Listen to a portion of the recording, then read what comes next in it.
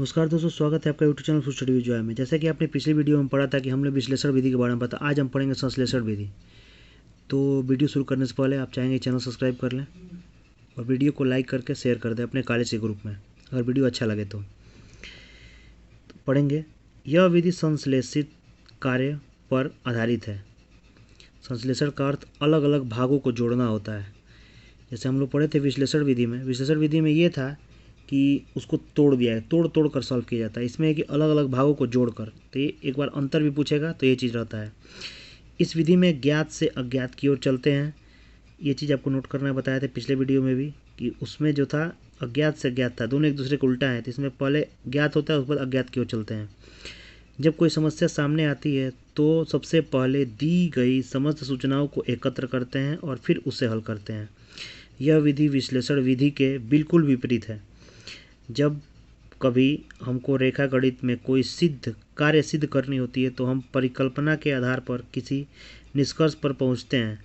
रेखा गणित की पुस्तकों में जिस रूप से साध्यों का हल लिखा होता है वह सब संश्लेषण का ही रूप है।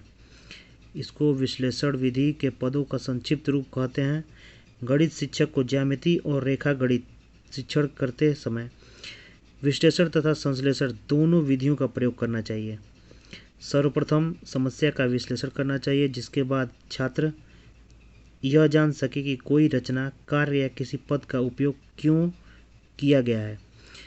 यह समस्या का हल ज्ञात करने के लिए इससे क्या सहायता मिलेगी। संश्लेषण में एक तथ्य की सत्यता की जांच होती है, परंतु इसके प्रस्तुत पाठ का सही तथा वास्तविक ढांचा ज्ञात नहीं होता है। इस तरह संश्लेषण विधि साध्य सिद्ध करती है परंतु उसकी व्याख्या नहीं करती। इसके द्वारा विश्लेषण विधि से प्राप्त तथ्य की जांच की जा सकती है। तीसरा संश्लेषण विधि में आपको एग्जाम में संश्लेषण विधि उसी को कहते हैं। आपको टॉपिक में इम्पोर्टेंट चीज़ आपको बताते हैं।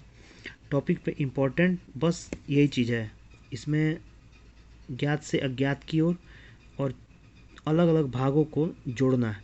ये दो चीज़ें इसमें सबसे इम्पोर्टेंट है और यही एग्जाम में पूछी जाएंगी बार बार। आपको मेन टॉपिक इसको यही करना है। तो ये था हमारा संश्लेषण विधि। अगर आपको संश्लेषण विधि और विश्लेषण विधि दोनों में अंतर जानना है तो यहाँ पर इसको पढ़ सकते हैं, इसको स्क्रीनशॉट ले सकते हैं, पढ़ के भी आपको बताते हैं। पहला भाग है विश्लेषण विधि, दूसरा भाग है संश्लेषण विधि। पहला है कि इस विधि में द्वारा खोज करने की प्रवृत्ति को प्रोत्साहन मिलता है। इसमें खोजे गए तथ्यों को संक्षेप में लिखा जाता है।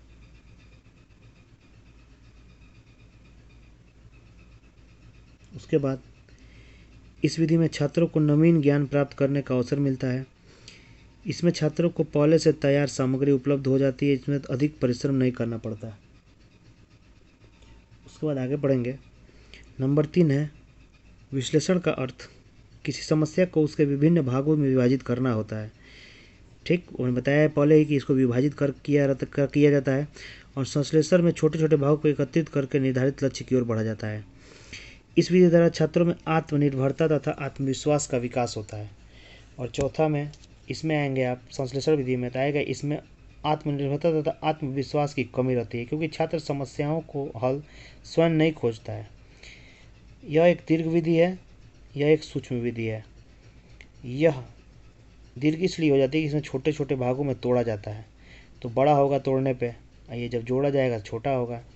इस विधि में समस्याओं को शीघ्र एवं स्वच्छता से हल करना सिखाया जाता है। समस्याओं को शीघ्रता, स्वच्छता एवं स्पष्टता से हल करने की दृष्टि से यह उपयुक्त विधि है। तो ये था हमारा अंतर। इसको आप स्क्रीनशॉट ले सकते हैं और कमेंट करके ज़रूर बताएं कि वीडियो कैसा लगा।